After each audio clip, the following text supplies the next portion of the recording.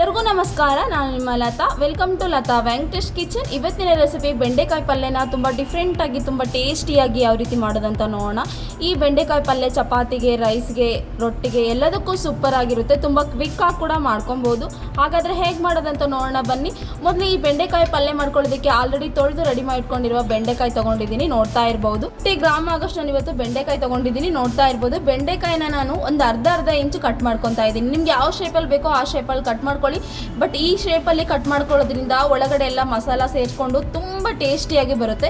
ಈಗ ನೋಡ್ತಾ ಇರ್ಬೋದು, ಬೆಂಡೆಕಾಯಿನ ನಾನು ಸೆಂಟರ್ ಈ ಥರ ಸೀಳ್ಕೊತಾ ಇದ್ದೀನಿ. ಈ ಥರ ಮಾಡ್ಕೊಳ್ಳಿ, ಒಳಗಡೆ ಎಲ್ಲ ಮಸಾಲ ಸೇರಿಸ್ಕೊಂಡು ತುಂಬ ಟೇಸ್ಟಿಯಾಗಿ ಬರುತ್ತೆ. ಹಾಗಾಗಿ ಇದೇ ಥರ ಬೆಂಡೆಕಾಯಿನ ಎಲ್ಲ ಕಟ್ ಮಾಡಿ ರೆಡಿ ಮಾಡಿಟ್ಕೊಳ್ಳಿ. ನಾನು ಇನ್ನೊಂದು ಬೆಂಡೆಕಾಯಿನ ಕಟ್ ಮಾಡೋದು ತೋರಿಸಿ ರೆಡಿ ಮಾಡ್ತೀನಿ ನೋಡಿ.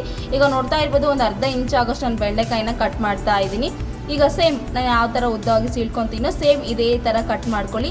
ಎಲ್ಲ ಬೆಂಡೆಕಾಯಿನ ಇದೇ ಥರ ಕಟ್ ಮಾಡಿ ರೆಡಿ ಮಾಡಿ ಇಟ್ಕೊಂಬಿಡಿ. ಎಲ್ಲ ಕಟ್ ಮಾಡಿದ ನಂತರ ಒಂದು ಬೌಲ್ಗೆ ಸೇರಿಸಿ ಇದನ್ನು ಸೈಡ್ಗೆ ಪಕ್ಕಕ್ಕೆ ಇಟ್ಬಿಡಿ. ಈಗ ಮಸಾಲ ರುಬ್ಕೋಣ. ಸಣ್ಣದಾಗಿರೋ ಮಿಕ್ಸಿ ಜಾರ್ ತೊಗೊಂಡಿದ್ದೀನಿ, ನೋಡ್ತಾ ಇರ್ಬೋದು.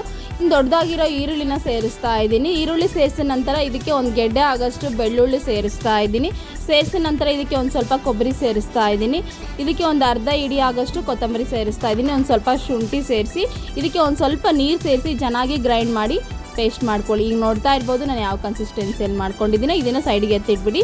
ಈಗ ಗ್ಯಾಸ್ ಸ್ಟವ್ ಮೇಲೆ ಒಂದು ಕಡಾಯಿ ಇಟ್ಟಿದ್ದೀನಿ. ಅದಕ್ಕೆ ಒಂದು 4 ಟೇಬಲ್ ಸ್ಪೂನ್ ಆಗೋಷ್ಟು ಕುಕ್ಕಿಂಗ್ ಆಯಿಲ್ ಸೇರಿಸ್ತಾ ಇದ್ದೀನಿ. ಆಯಿಲ್ ಸ್ವಲ್ಪ ಬಿಸಿ ಆದ ನಂತರ ಇದಕ್ಕೆ ಆಲ್ರೆಡಿ ನಾವು ಕಟ್ ಮಾಡಿ ರೆಡಿ ಮಾಡಿ ಇಟ್ಕೊಂಡಿರುವ ಬೆಂಡೆಕಾಯಿ ಸೇರಿಸ್ತಾ ಇದ್ದೀನಿ.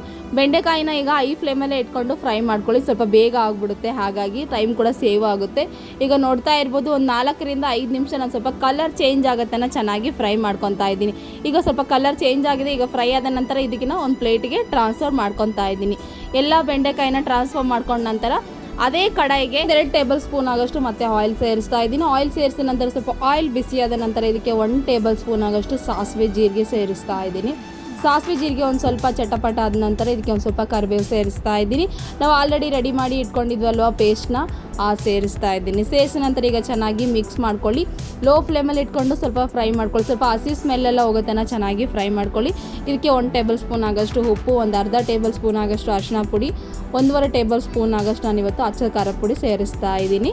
ನಂತರ ಈಗ ಚೆನ್ನಾಗಿ ಮಿಕ್ಸ್ ಮಾಡ್ಕೊಳ್ಳಿ. ಮಿಕ್ಸ್ ಮಾಡ್ಕೊಂಡ ನಂತರ ಇದಕ್ಕೆ ಒಂದು ಸ್ವಲ್ಪ ನೀರು ಸೇರಿಸಿ ಮತ್ತೆ ಚೆನ್ನಾಗಿ ಫ್ರೈ ಮಾಡ್ಕೊಳ್ಳಿ. ಸ್ವಲ್ಪ ಹಸಿ ಸ್ಮೆಲ್ಲೆಲ್ಲ ಹೋಗೋತನ ಚೆನ್ನಾಗಿ ಫ್ರೈ ಮಾಡ್ಕೊಳ್ಳಿ. ಫ್ರೈ ಮಾಡ್ಕೊಂಡ ನಂತರ ಈಗ ನೋಡ್ತಾ ಇರ್ಬೋದು ಚೆನ್ನಾಗಿ ಕುದೀತಾ ಇದೆ. ಅಷ್ಟರೊಳಗೆ ಸ್ವಲ್ಪ ಮಸಾಲ ತಿಕ್ಕಾಗಬೇಕು. ಹಾಗಾಗಿ ಇದಕ್ಕೆ ನಾನು ಒಂದು 3 ಟೊಮೊಟೊ ಸೇರಿಸ್ತಾ ಇದ್ದೀನಿ. ಸಣ್ಣದಾಗಿರೋ 3 ಟೊಮೊಟೊ ಸೇರಿಸ್ತಾ ಇದ್ದೀನಿ. ನೀವೇನಾದರೂ ಹುಳಿ ಜಾಸ್ತಿ ತಿಂತೀನಂದರೆ ಒಂದು 3 ಸೇರಿಸ್ಕೊಳ್ಳಿ. ನೀವು ಕಡಿಮೆ ತಿಂತೀರಂದರೆ ಒಂದು 2 ಟೊಮೊಟೊ ಸೇರಿಸ್ಕೊಳ್ಳಿ. ಟೊಮೊಟೊ ಪೇಸ್ಟ್ ಸೇರಿಸೋದ್ರಿಂದ ಸ್ವಲ್ಪ ಮಸಾಲ ತಿಕ್ಕಾಗಿ ಬರುತ್ತೆ ಮತ್ತು ಟೇಸ್ಟ್ ಕೂಡ ತುಂಬ ಚೆನ್ನಾಗಿ ಬರುತ್ತೆ. ಹಾಗಾಗಿ ಇದಕ್ಕೆ ಒಂದು ಅರ್ಧ ಟೇಬಲ್ ಸ್ಪೂನ್ ಆಗೋಷ್ಟು ಗರಂ ಮಸಾಲ, ಒಂದು ಅರ್ಧ ಟೇಬಲ್ ಸ್ಪೂನ್ ಆಗೋಷ್ಟು ಕೊರಿಯಂಡರ್ ಪೌಡ್ರು, ಇದಕ್ಕೆ ಒಂದು ಅರ್ಧ ಕಪ್ ಆಗೋಷ್ಟು ನಾನು ಇವತ್ತು ಮೊಸರು ಸೇರಿಸ್ತಾ ಇದ್ದೀನಿ. ಮೊಸರು ಯಾಕೆ ಸೇರಿಸ್ತಾ ಇದ್ದೀನಿ ಅಂದರೆ ಸ್ವಲ್ಪ ಸಾಫ್ಟಾಗಿ ಬರುತ್ತೆ ಪಲ್ಯ, ಹಾಗಾಗಿ ಟೇಸ್ಟ್ ಕೂಡ ತುಂಬ ಚೆನ್ನಾಗಿ ಬರುತ್ತೆ. ಅದಕ್ಕೆ ಒಂದು ಸ್ವಲ್ಪ ಮೊಸರು ಸೇರಿಸಿದ್ದೀನಿ.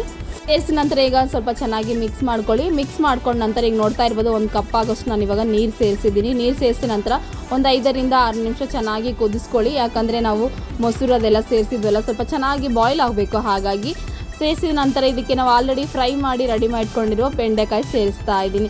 ಬೆಂಡೆಕಾಯಿ ಸೇರಿಸಿದ ನಂತರ ಈಗ ಇನ್ನೊಮ್ಮೆ ಒಂದು 2 ರಿಂದ 3 ನಿಮಿಷ ಚೆನ್ನಾಗಿ ಕುದಿಸ್ಕೊಳ್ಳಿ. ಆ ಮಸಾಲೆ ಎಲ್ಲ ಬೆಂಡೆಕಾಯಿ ಚೆನ್ನಾಗಿ ಹತ್ಕೋಬೇಕು ಆ ಥರ. ಈಗ ನೋಡ್ತಾ ಇರ್ಬೋದು ಯಾವ ಥರ ರೆಡಿಯಾಗಿದೆ ಅಂತ ಬೆಂಡೆಕಾಯಿ ಪಲ್ಯ.